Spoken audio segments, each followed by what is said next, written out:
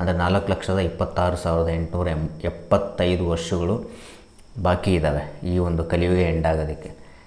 Mass extinction ಅದು it's kind of A mythological ವೇಯಲ್ಲಿ ಅವರು ಇದು ಮಾಡಿದ್ದಾರೆ. ಕನ್ನಡದ ಕಲ್ಕಿ ಬಂತು ಅಂದರು ಇಟ್ಸ್ ಎ ಸೈಕಾಲಜಿಕಲ್ ಕಲ್ಕಿ ಅಂತ ಹೇಳಿದ್ದಾರೆ. ಇವೆಲ್ಲ ದೊಡ್ಡ ಸಿನಿಮಾಗಳು, ದೊಡ್ಡ ಒಂದು ಮಟ್ಟದಲ್ಲಿ ರಿಲೀಸ್ ಆಗೋ ಸಿನಿಮಾಗಳು. ಮ್ಯಾಕ್ಸ್ ಆಗಿರ್ಬೋದು, UI ಆಗಿರ್ಬೋದು, ಮಾರ್ಟಿನ್ ಆಗಿರ್ಬೋದು. ಸೊ ಒಂದಾದ್ಮೇಲೆ ಸ್ವಲ್ಪ ಡಿಲೇ ಆದರೂ ಪರವಾಗಿಲ್ಲ, ಒಂದಾದ್ಮೇಲೆ ಒಂದು ಬಂದರೆ ಬೆಟ್ರು ಅಂತ. ಯಾಕಂದರೆ ಕ್ಲಾಶ್ ಆಯಿತು ಅಂತಂದರೆ ಕಲೆಕ್ಷನಿಗೆ ಪ್ರಾಬ್ಲಮ್ ಆಗುತ್ತೆ. ಹೈ ಗೈಸ್, ನಮಸ್ಕಾರ. UI ಮೂವಿ ಬಂದು ನಿಮಗೆಲ್ಲರಿಗೂ ಗೊತ್ತಿರೋ ಹಾಗೆ ಉಪೇಂದ್ರ ಅವರ ಸಿನಿಮಾ. ಸೊ ನೆಕ್ಸ್ಟ್ ಬರ್ತಾ ಇದೆ UI movie. So for teaser release ಮಾಡಿದ್ದಾರೆ ಆ್ಯಂಡ್ ಟೀಸರಲ್ಲಿ ಮೆನ್ಷನ್ ಮಾಡಿದ್ದಾರೆ ರಿಲೀಸಿಂಗ್ ಇನ್ ಅಕ್ಟೋಬರ್ ಅಂತ. ಬಟ್ UI ಮೂವಿದು ಇನ್ನೂ ಟ್ರೈಲರ್ ರಿಲೀಸ್ ಆಗಿಲ್ಲ, ಬಟ್ ಜಸ್ಟ್ ಟೀಸರ್ ರಿಲೀಸ್ ಮಾಡಿದ್ದಾರೆ. ಸೊ ಅವ್ರು ಮೊನ್ನೆ ಉಪೇಂದ್ರ ಅವ್ರದ್ದು ಬರ್ತ್ಡೇ ಬೇರೆ ಆಯಿತು ಮೊನ್ನೆ. ಇದರಲ್ಲಿ ಲೈಕ್ ಅನೌನ್ಸ್ಮೆಂಟ್ ಯಾವಾಗ ರಿಲೀಸ್ ಮಾಡ್ತಾರೆ ಏನು, ಮೊನ್ನೆ ಅದರದ್ದು ಏನಂತಾರೆ ಇಂಟರ್ವ್ಯೂವಲ್ಲಿ ಹೇಳ್ತಾಯಿದ್ರು ಲೈಕ್ ರಿಲೀಸಿಂಗ್ ಇನ್ ಅಕ್ಟೋಬರ್ ಅಂತ ಹಾಕಿದ್ವಿ, ಬಟ್ ಯಾವಾಗ ಏನು ರಿಲೀಸ್ ಆಗುತ್ತೆ ಅಂತ ನಾವಿನ್ನೂ ಕನ್ಫರ್ಮ್ ಮಾಡಿಲ್ಲ ಅಂತ ತಮಾಷೆಗೆ ಹೇಳ್ತಾಯಿದ್ರು ಮೊನ್ನೆ. ಸೊ ಅಕ್ಟೋಬರಲ್ಲೂ ಕನ್ಫರ್ಮ್ ಇಲ್ಲ ಏನು UI ಮೂವಿ ರಿಲೀಸ್ ಆಗೋದು. ಫಸ್ಟ್ ಆಫ್ ಆಲ್ UI ಬಗ್ಗೆ ಹೇಳಬೇಕು ಅಂದರೆ ಲೈಕ್ ಫಸ್ಟ್ ಆಫ್ ಆಲು ತುಂಬ ಒಂದು ಎಕ್ಸ್ಪೆಕ್ಟೇಷನ್ ಇರುವಂತಹ ಸಿನಿಮಾ. ಸೊ ಯಾಕೆ ಎಕ್ಸ್ಪೆಕ್ಟೇಷನ್ ಜಾಸ್ತಿ ಇದೆ? ಫಸ್ಟ್ ಬಂದು ಉಪೇಂದ್ರ ಡೈರೆಕ್ಷನ್ನು, ಎರಡನೇದು ಬಂದು ಕಲ್ಕಿ ಅನ್ನೋ ಕಾನ್ಸೆಪ್ಟ್. ಅಂದರೆ ನೆಕ್ಸ್ಟ್ ಈ ಒಂದು ಕಲಿಯುಗ ಎಂಡ್ ಆಗೋದಕ್ಕೆ ಆಲ್ಮೋಸ್ಟ್ ಏನು 4,26,875 ಅಂದರೆ 4,26,875 ವರ್ಷಗಳು ಬಾಕಿ ಇದ್ದಾವೆ ಈ ಒಂದು ಕಲಿಯುಗ ಎಂಡ್ ಆಗೋದಕ್ಕೆ.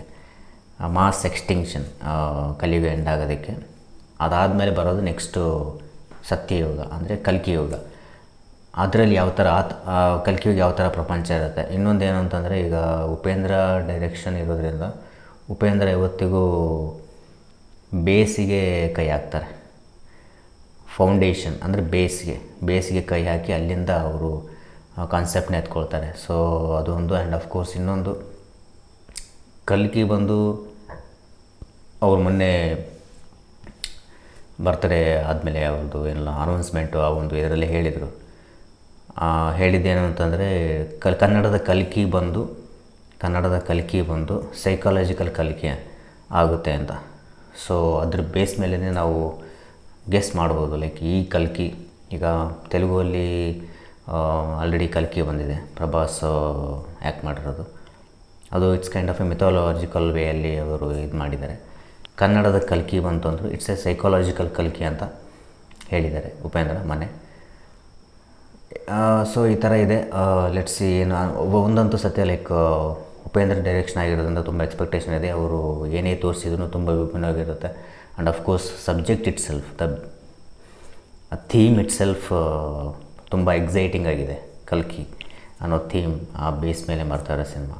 ಹಾಗಾಗಿ ತುಂಬ ನೆಕ್ಸ್ಟ್ ಲೈಕ್ ಬರ್ತಾ ಇದ್ದಾವೆ, ನೆಕ್ಸ್ಟ್ ದೊಡ್ಡ ಸಿನಿಮಾಗಳು ಬರ್ತಾ ಇದ್ದಾವೆ. ಇದ್ರ ಜೊತೆಗೆ ಮ್ಯಾಕ್ಸ್ ಇದೆ ಸುದೀಪ್ ಅವ್ರದ್ದು, ಆ್ಯಂಡ್ ಮಾರ್ಟಿನ್ ಇದೆ.